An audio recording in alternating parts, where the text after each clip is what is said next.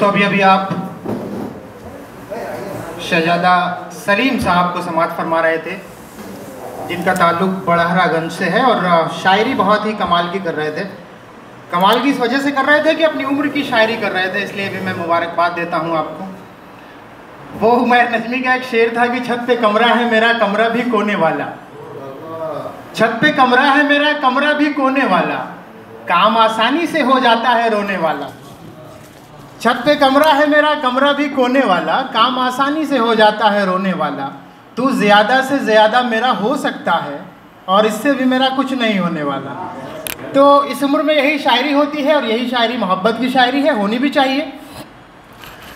इसी बीच जिनका हमें इंतज़ार था बहुत देर से, आज के प्रोग्राम के रंगे सुखन की जो ये नशिस्त है, इसकी बैठक है, प्रोग्राम के मुख्य अतिथि जनाब अहमद अली रायनी साहब हमारे बीच तशरीफ़ ला चुके हैं। ज़िला अध्यक्ष हैं रायनी समाज कुशीनगर के, और विशिष्ट अतिथि के तौर पे जनाब बेचू खान साहब वरिष्ठ समाज सेवी हैं। दोनों लोग हमारे बीच आ चुके हैं और मंचासीन हैं। मैं चाहता हूँ कि इन अतिथियों के लिए, एक मेहमानों के लिए ज़ोरदार तालियाँ होनी चाहिए।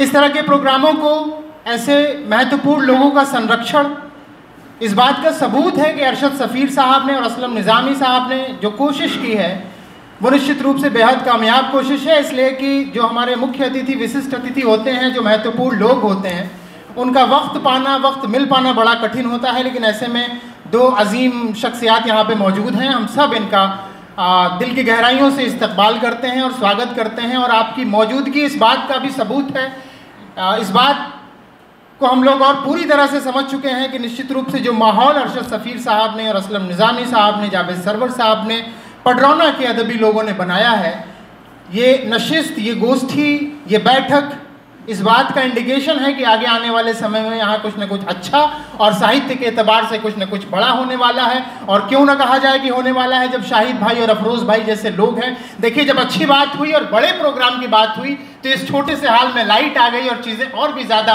बेहतर तरीके से नज़र आने लगी। मैं चाहता हूँ कि इस बेहतरी के लिए भी आप लोग तालियां बजाएं। कहा जाता है कि ताली बजाने से खून बढ़ता है और ताली न बजाने से नाखून बढ़ता है। तो वक्त वक्त पे, बीच बीच में जहाँ आपको शेर अच्छा लगे, चीज़ें अच्छी लगे, तालियां वालियां बजती रहें। ऐसे लोग, मैं जिक्र कर रहा था कि जनाब अहमद अली रायनी साहब जो ज़िला अध्यक्ष हैं रायनी समाज कुशीनगर के, या विशिष्ट अतिथि के तौर पे बेचू खान साहब मौजूद हैं, वरिष्ठ समाज सेवी हैं। ऐसे लोग मंजर पे नहीं होते हैं, पसे मंजर होते हैं, पर्दे के पीछे होते हैं, लेकिन बड़े बड़े कारनामे को अंजाम देते हैं।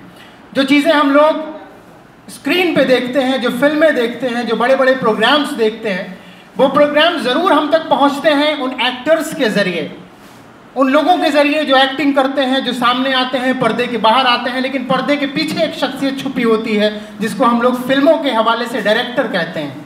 और ऐसे लोग, जो अदब की बात करें तो अहमद अली रायनी साहब और बेचू खान साहब जैसे लोग ये बैकग्राउंड में रहने वाले लोग हैं।